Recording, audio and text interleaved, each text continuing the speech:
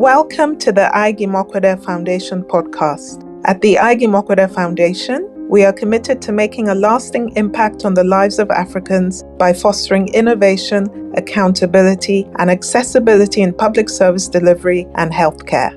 Our vision is a future where the public sectors of African countries can provide essential goods and services such as healthcare for the well-being of their citizens. Through the voices of leaders, changemakers, and experts, this podcast will take you on an exploration of the African public sector and healthcare spaces and will leave you with a deeper understanding of the issues, challenges, and opportunities that exist within them.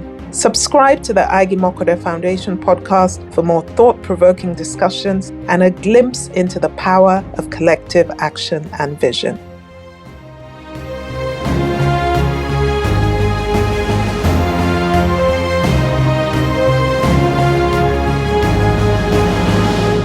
Welcome to the second episode of the Aig-Imoukhuede Foundation podcast, which explores issues concerning the public sector and primary healthcare in Africa. If you haven't already, be sure to check out our first episode to discover more about the work the foundation is doing. My name is Afoe Aig-Imoukhuede, and I'm the Executive Vice Chair of the Aig-Imoukhuede Foundation. I am pleased today to be joined by Aig-Imoukhuede, my fellow co-founder, who is the chairman of the foundation. He will be co-hosting this episode with me today. Thank you, Afoe. It's a pleasure to be co-hosting this podcast episode with you. And today, I think we are privileged as well as being delighted to welcome our special guest, Professor Stefan Dercon. Professor Dercon is a professor of economic policy at the Blavatsky School of Government and a fellow of Jesus College, Oxford University. He's also the director of the Center for the Study of African Economies. He combines his academic career with work as a policy advisor, providing strategic economic and development advice and promoting the use of evidence in decision-making. His book draws on academic research and policy experience across 3 decades and 40-odd countries, exploring why some countries have managed to settle on elite bargains, focusing on growth and development, while others do not. Welcome to this episode of the Aig-Imoukhuede Foundation podcast, Professor Dercon. Well, thank you for having me. It's an absolute pleasure to be here.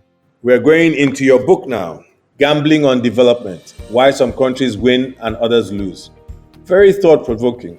What inspired you to write this book, Professor Dercon?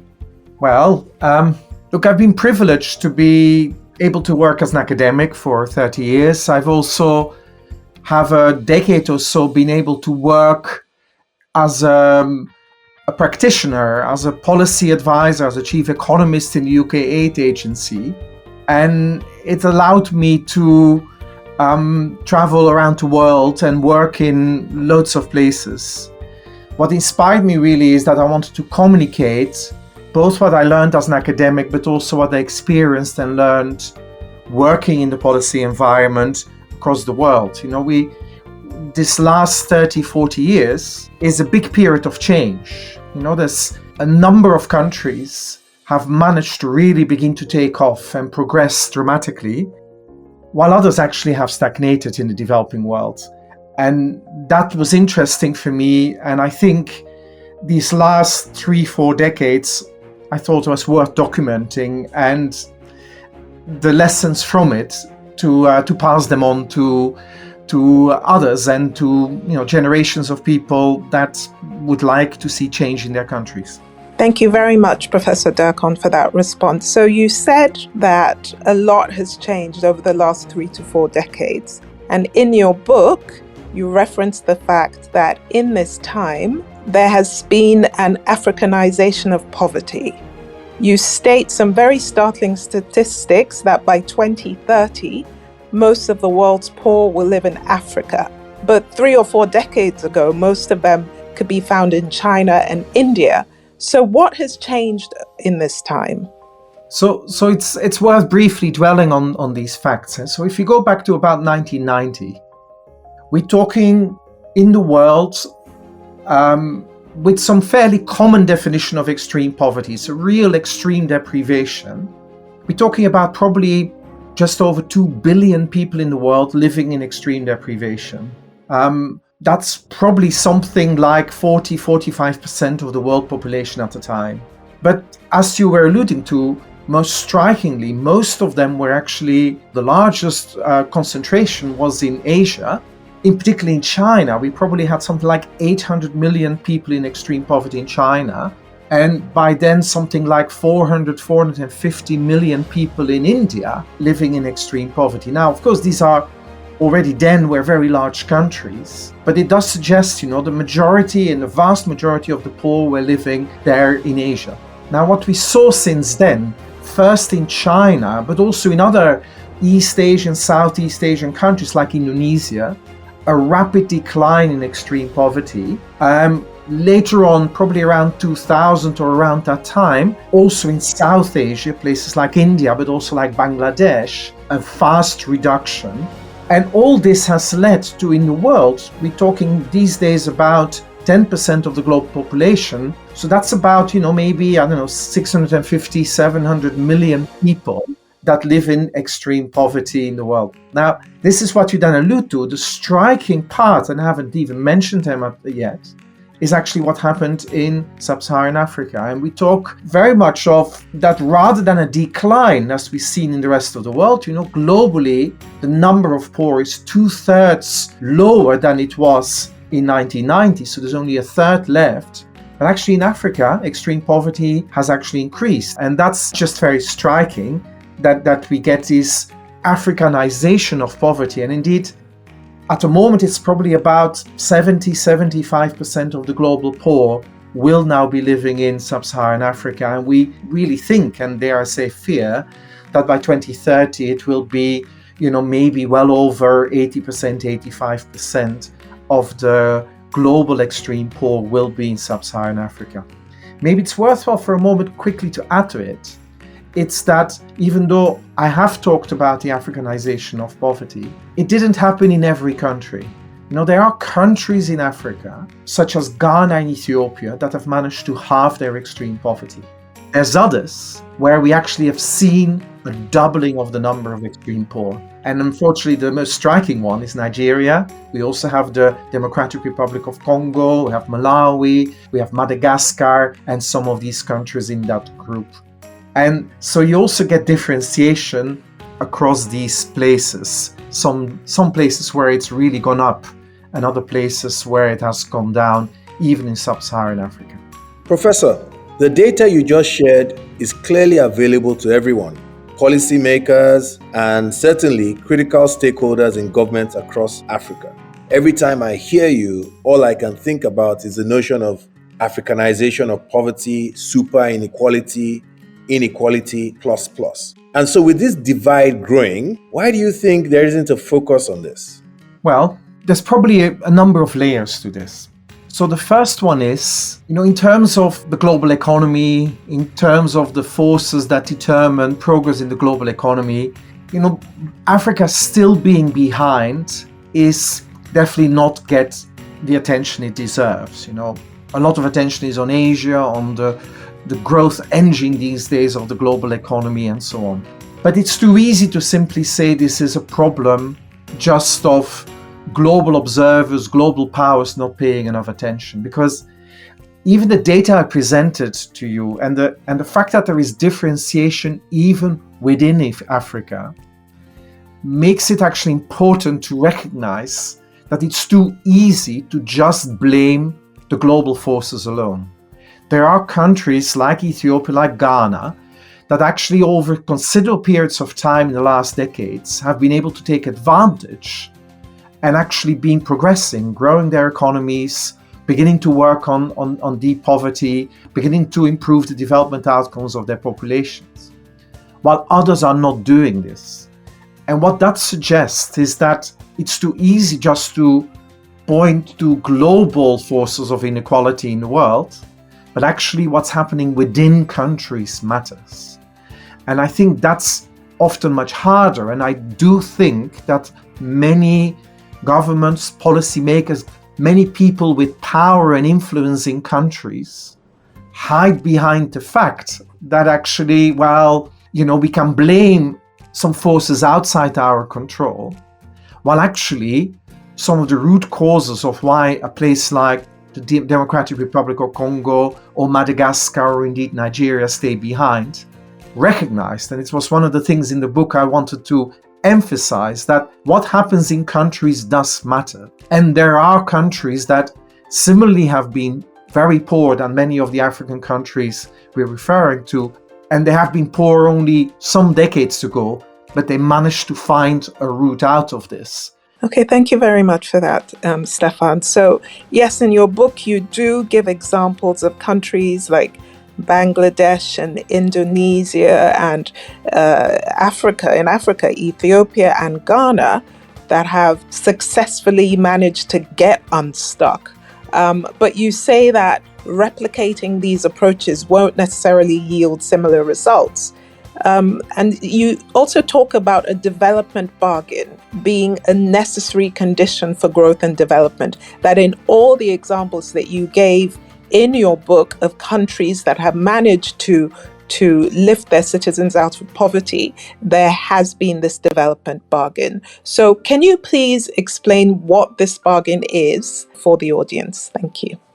Actually, without dwelling deeply on their differences, most people will know, some of these countries I've mentioned are autocracies, one-party states, other places are democracies, other places, once we start digging on their economics, they're a bit more market-oriented, others have used much more state-led development. They actually are different, both in their histories and also in the way they went about progressing in development. Now that's important because, and this is where this concept of the development bargain comes into, is that I wanted to look for what do they now in the end have in common that maybe a country like Madagascar or maybe Nigeria, Democratic Republic of Congo don't have. And for that I want to look at what is it that the underlying powerful forces in a society, and I call these the elite, people in the military, in business, in politics, of course, also in the civil service, maybe in civil society, maybe in academia, the powerful forces.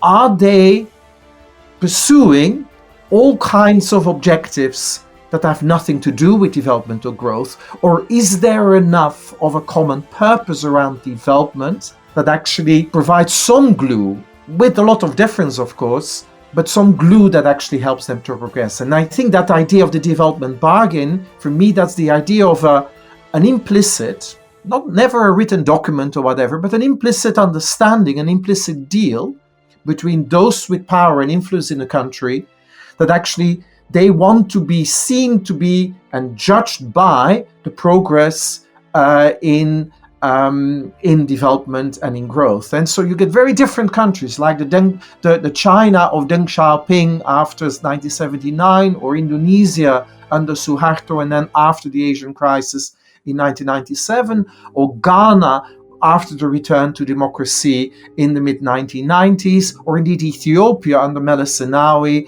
after 2005, where somehow or another those people with power and influence fundamentally begin to commit to growth and development. And for me, that's the key feature. That's what these countries have in common, with all kinds of other things as well.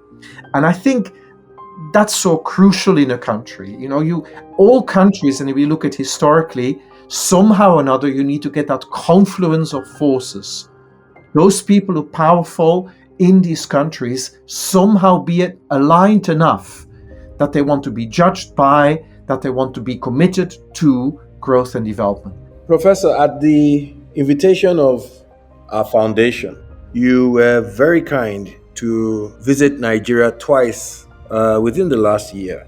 And most recently, when you visited Nigeria to deliver the 2023 Nigerian Public Service Lecture, you delivered a lecture titled Reshaping Elite Bargains. And that was at the British High Commission in Abuja, which was co-hosted by the Aig-Imoukhuede Foundation and the British High Commission. What can you share with our listeners about your trip, your last trip, and perhaps even the trip before, and your impressions after engaging with members of Nigeria's public and private elite, particularly on how your interactions reinforced or related to the themes in your book? No, thank you. And these recent visits have left a really big impression on me, and it definitely makes me committed to keep on wanting to engage with what's happening in Nigeria and see in the smallest possible ways where I can contribute. Or put it differently, I don't think at the moment there is a strong enough elite bargain and a strong enough elite consensus. There's a strong enough common purpose amongst the political class to actually really try to progress for the long run the development and growth of the country. And it does feel in that sense, both maybe before the elections and also afterwards, that the country is still to some extent quite stuck. Now, my impression is that a lot of people in the business community, in civil society, dare I say actually also amongst the political class, actually would really look for ways, how can we actually begin to unlock this? How can we begin to progress and actually find much more a common purpose, a consensus, a kind of a shared longer term objective that, can drive us to make some difficult choices today to actually do for the longer term. And I find it striking that not least amongst young people, this, including young people that engage in politics, even young MPs, also in civil society, also in the business community, that craving is really there to actually find a way out. So my impression is that there is a hunger amongst a lot of people, but it's at the moment still very hard to get the forces aligned to actually get a much more an elite commitment for the longer term. I can understand that. It's the status quo is very attractive for those people who have power and influence in the country at the moment. What do I mean by this? Well, even though oil revenue is dwindling, natural resources and oil does not in some sense help the country to get out of this position, this kind of equilibrium where progress is hard. And so there is something there that, yes, there is natural resources should in principle still give a lot of resources to the country to progress and invest in development and growth, but actually the diversion of it to use it in politics to buy off people, and I'm not even saying for corrupt means, but just for providing support in all kinds of ways, but in very inefficient ways. I think it's there. And I think the equilibrium at the moment is very much what an economist would call kind of a low productivity, low income equilibrium. But it actually is very hard to unleash the forces of progress, because for those people of power and influence, that's a bit scary. It may lead to them losing some of that power, because a lot of those people with power and influence amongst the political class is based on the whole patronage and so on. But there's a hunger for constructive, maybe gradual, but looking for something different. But it's just very hard to engineer, and I don't have an easy answer for this.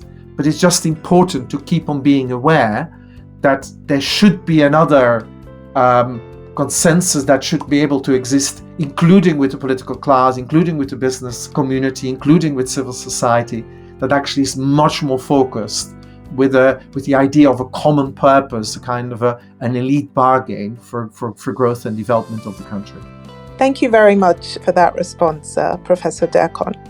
You referenced the natural resources that Nigeria has as an obstacle in a way. I mean, we've all heard about the natural resource curse, but there are other countries, such as Indonesia, that have similar levels of natural resources that we have, but have managed to overcome this natural resource curse. So can you give some, examples of what happened in Indonesia that allowed them to focus on development and not on the gains that they could get, the elite could get from these resources? No, you're absolutely right, and I'm very pleased you mentioned Indonesia. It's Indonesia. If you look back in the data, going back to the 1970s, it was poorer than Nigeria, and so many of the choices that were made over decades in Nigeria were almost exactly the opposite to the choices that were made in Nigeria. So what happened in Indonesia? They had oil, just like Nigeria, not a dramatic amount of oil, but because it's a large country, very important set of resources. What actually happened in the 1970s onwards is that there was a strong discipline amongst the political class not to simply spend it quickly, but actually they were investing it in infrastructure, they were investing it in attracting investment, in their case from Japan, and building up, in fact, an export-oriented set of industries in garments, in shoes, and related light manufacturing. So there was a very conscious choice made that actually the resources were not going to just used for quick consumption, for enrichment of the elite, and there was just a much stronger discipline in terms of how these resources are being used. In fact, a lot of the old elite that had been living off the revenue from the oil and from other resources that the country had was handsomely rewarded, and in fact they were still controlling some of the big industries and so on. But it was just the leadership that really allowed new elites to emerge by actually investing in these new sectors, by making it really possible to do this. And it involved essentially a deal between the elite that they were not going to settle on the status quo. They were going to take some risks here. They were not just going to use up all these resources, but over time build it up. Now, the outcome was not just status quo for the elite. In fact, the leader himself, Suharto, lost power by 1997, largely to do with a new elite emerging. And then the democracy was emerged and set on a much better footing. This is still not a perfect country, but what you always observe amongst those people who are involved in the economic policy, the people in the ministries, in the public service, but definitely in the political class, they want to be judged by the progress that they are making in developing and in growing their economy, and not simply keep power by paying off powerful individuals, powerful groups, but they've been willing to not settle for the status quo. And I think this is, I feel, often where Nigeria is stuck in. It's very comfortable for those in the political class not to try to change anything to the system, all the time being worried, from day one I have to worry about whether I can have my second term. Where's the politician that say, look, let's take the mandate I have and I'll do it. And okay, difficult choices will be made and maybe I will not be re-elected for a second term, but maybe it's worth it because I set the country up on a stronger footing for the future.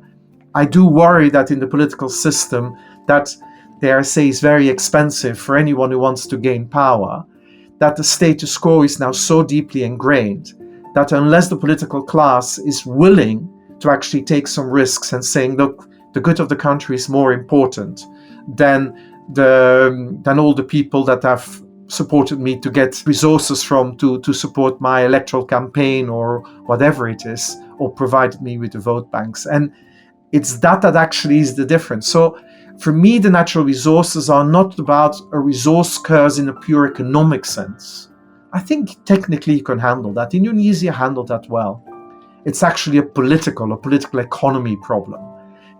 Will you use it to keep the status quo now, or will you take a bit of a gamble on the future, even if it risks that you may not stay in power or that your friends will not get all the rents from it? But at least you deliver something for the country and indeed for the broader society, but you do at least do it with growth and development in mind.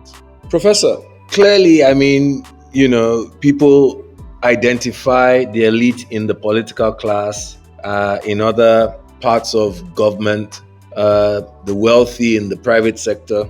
But is that all the elite?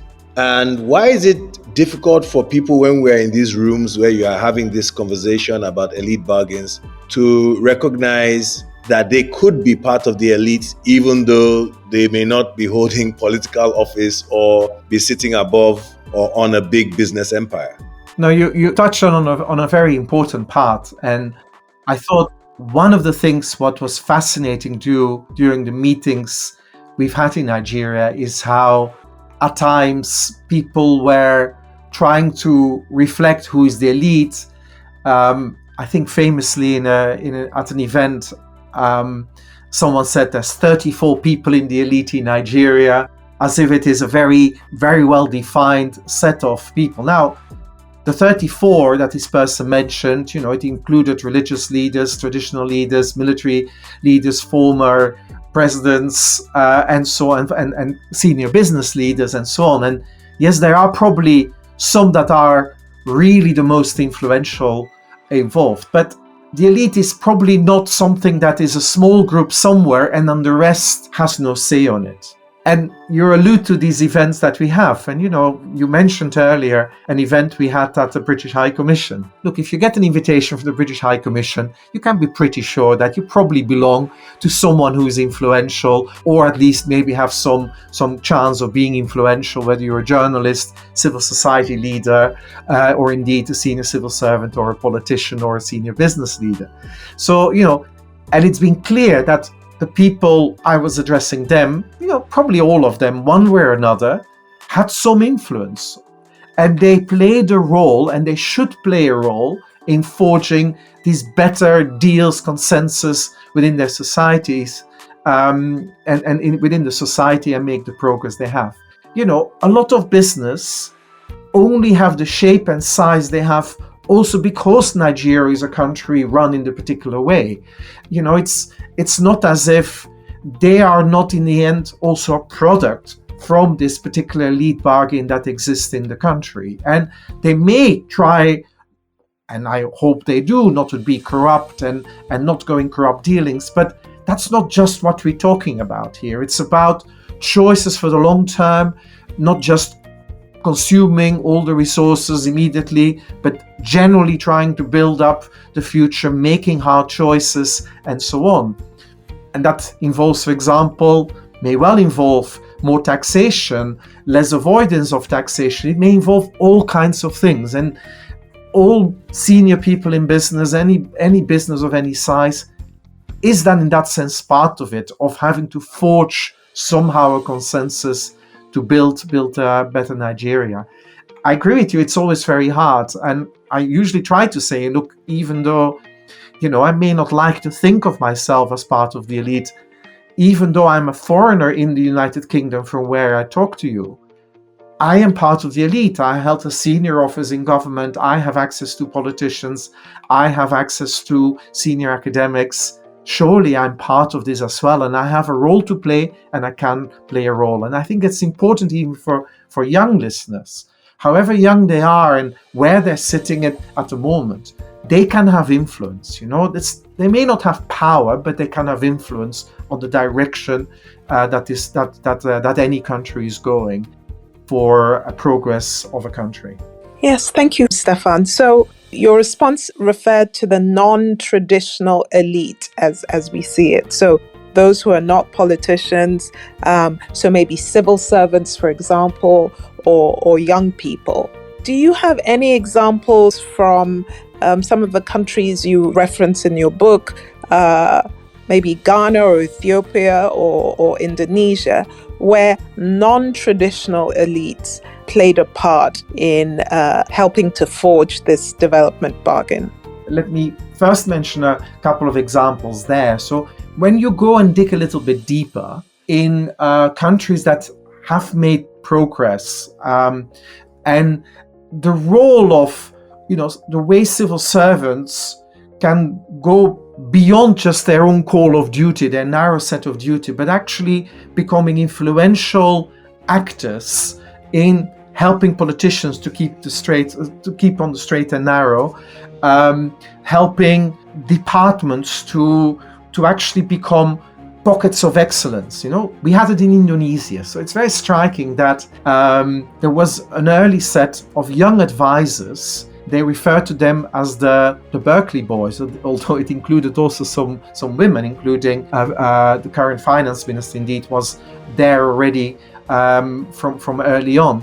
But these people throughout the 1980s and 90s, they, within a very difficult system, and indeed a system that was, still often making very bad economic choices and so on, used their influence, but also their commitment to keep on trying to suggest sensible things that could one do to actually progress the country. So they were powerful in that sense, or at least they were influential.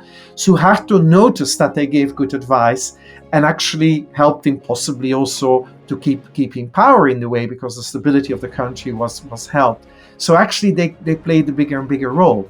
I remember meeting people in the civil service in Ethiopia that actually played a similar role to Meles Zenawi. His chief economic advisor was a very smart man, and he always understood that there was the politics as well, but he was pushing this forward and finally within his own space, pushing this like make the country progress and give sensible advice within a whole constrained system.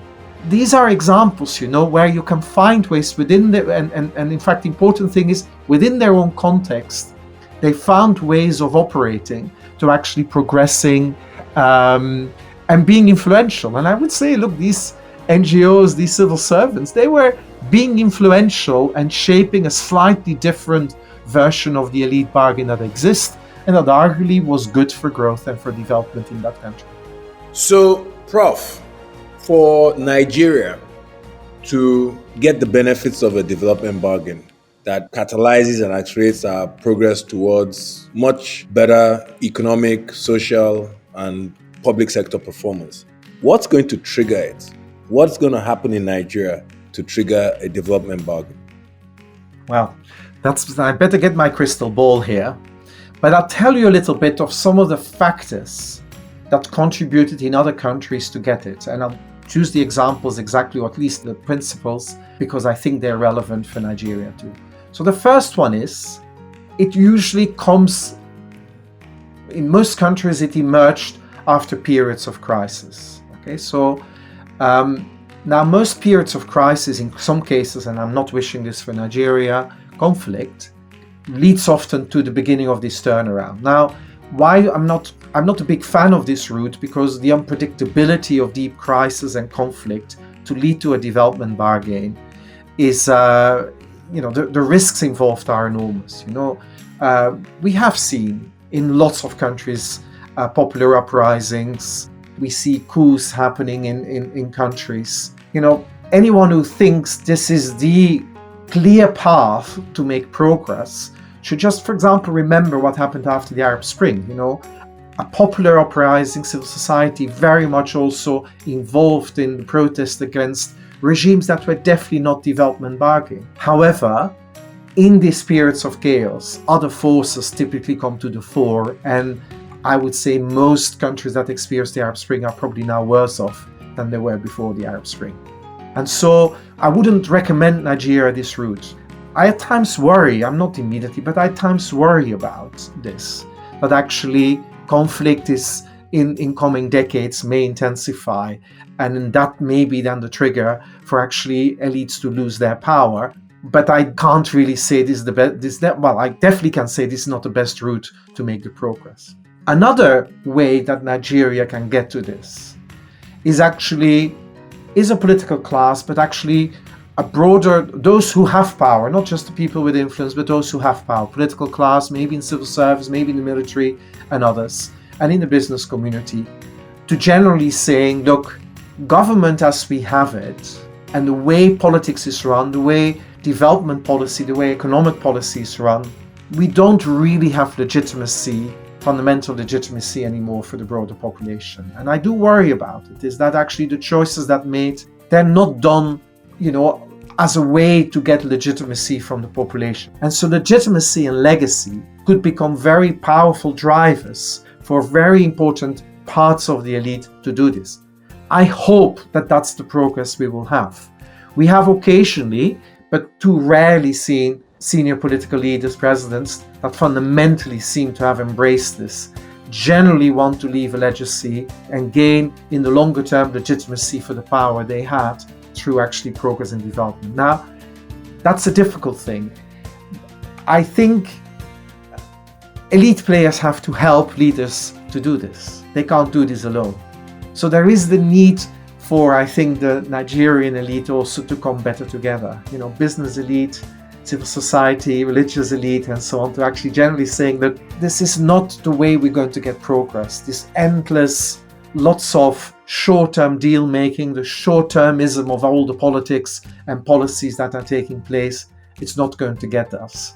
So actually, others need to help those people that have power at this stage to do this, because the short term is difficult. Nigeria is, in the short term, still facing a deep crisis, and it's not easily going to get out of it. But, the moment the economy starts ticking up, it's not a moment and to say, we can just do business as usual again. No, you actually have to then generally start taking advantage of it. So I think this seeking legitimacy, that real quest for legacy, I hope that the current political class will embrace it. I do think at some point that will be the way in which the progress will be made. Business community, civil society should put pressure on political elite and those people who have other interests at heart to actually move more towards something like that, and then the progress may well come. So, what do you believe are the most pressing priorities for Nigeria to address in the immediate future to start to improve its socioeconomic conditions? So one of the things is, even the current government did some courageous early moves, some difficult economic reforms, bringing some control in it. I think the main thing will actually be some fundamental consistency in economic policy. You can't just do a few token things. You need to just really having a sensible, coherent strategy and then see it through. So the pressing thing from Nigeria is to be very focused on, a couple of things. One of them would be, the day someone in London goes to a shop and finds somewhere at whatever product it is, whether it's a t-shirt or whether it's another product, and it looks at the back and sees made in Nigeria, I think it would be a sign of turnaround. You need to start exporting things to the world beyond crude oil. It's the biggest hindrance that actually this is an economy entirely inward-looking and entirely based around what economists would call non-tradables, things that are not traded or traded overseas at all. Nigeria needs to start selling to the world, and it needs a particular orientation that virtually all countries in the world that were successful, Ghana and Ethiopia, that was a key part of something in that period when they started making progress. All these Asian countries, they did that. Nigeria cannot think it can be the exception. So there's that. Focusing on, can we start selling things to the world, and how do we get there? Can we start attracting the investment and doing that? I think secondly is to really rethinking carefully, and this is not simply about a national strategy, it's often state by state, thinking through how unleashing the potential of the agriculture sector. A lot has to do, again, with what happens on the macroeconomy and the fact that all effort always seems to be to try to make imports as cheap as possible.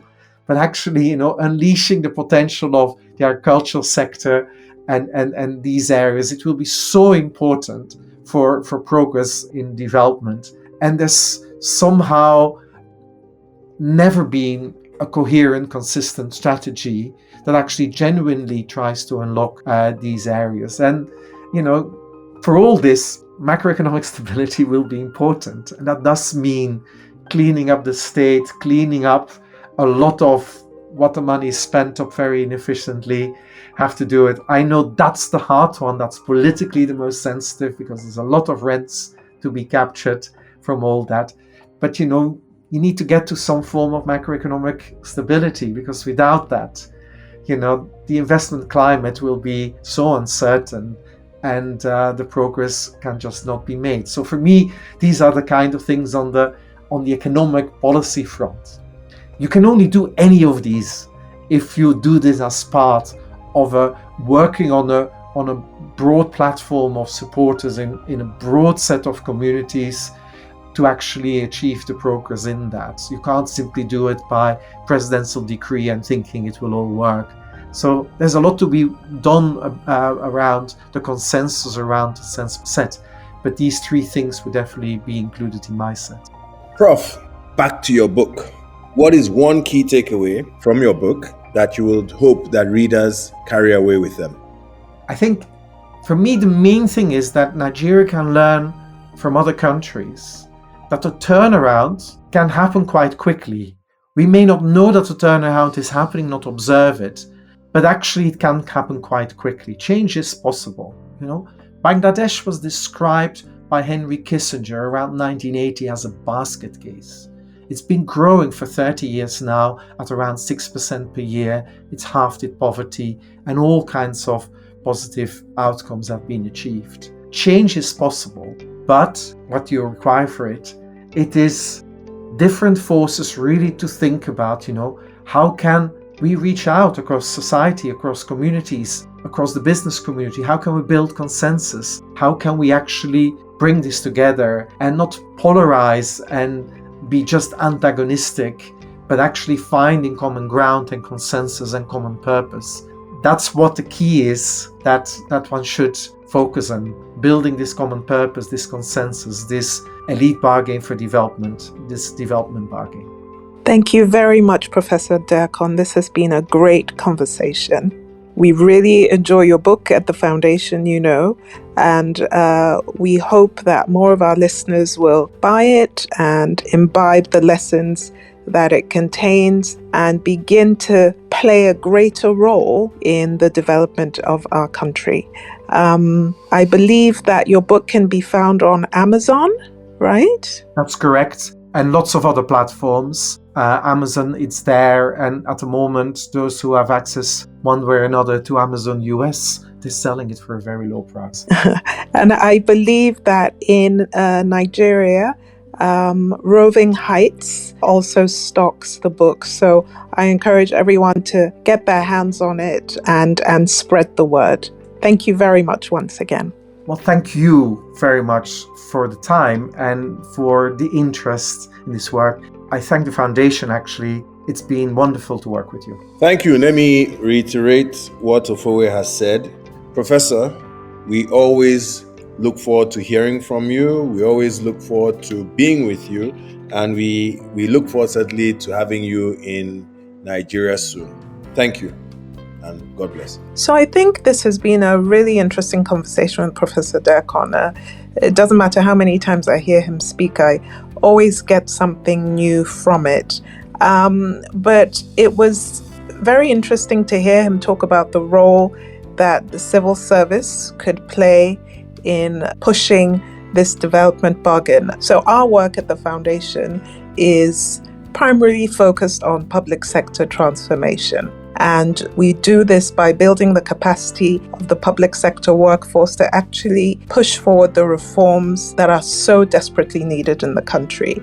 And when he talked about the role that civil servants could play in keeping their ministers on track and in really just having those little pockets of excellence, I think it resonated very strongly with me. And I think this is a message that we need to carry to the civil service. I agree. Let me also add that, in countries that have been through the development bargain, successfully so, and have moved from maybe third world to second world and to, advanced nation status, the civil service then becomes the first line of defense, because all the heavy lifting has been done by not just civil servants or, public servants and politicians, but the entirety of the citizenry.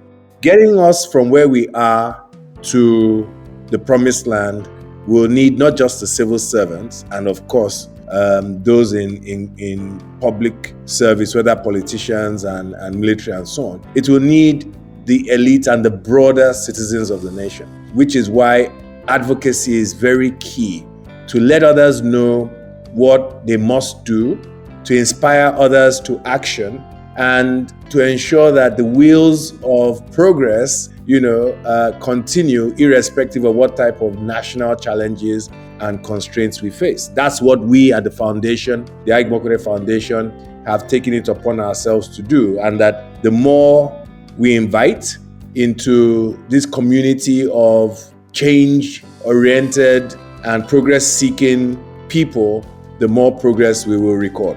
Definitely, I agree. And I think it's important for people to recognize the roles that they can play. So many people find it easier to stand back and criticize and throw their hands up and say it has nothing to do with us. But that is the reason why there hasn't been progress. In economies and countries where progress has happened, it is because the entirety of the populace, not just those in power, civil service, civil society, civil servants, the ordinary man on the street, recognizes the important role that the government plays, that the public service plays, and, puts their hand to the wheel in whatever way they can, even if it's just, demanding for better services from their local government. All of these things are what will push our country forward. And so we are committed as an organization to taking forward this conversation, collaborating with individuals and organizations who understand the important role that we as Nigerians play in Nigeria's development and in ensuring that, this potential that lies within our nation will be realized. So to all the listeners who are listening at this point in time, we have to thank you. We have to thank you for tuning in to this special episode of our podcast series. And we hope you found it as engaging as certainly I have, and I think I speak for Fowe as well. To find out more about the work we do at the Aig-Imoukhuede Foundation, please visit our website, aig-imoukhuedefoundation.org, and of course, our social media handles. Keep in touch with us. Join the movement. Till next time. Bye. Bye-bye. Thank you very much. This has been an episode of the Aig-Imoukhuede Foundation podcast. Remember to subscribe, share, and leave us a review if you enjoyed this episode. Until next time, stay inspired and remember that together we can build a brighter Africa.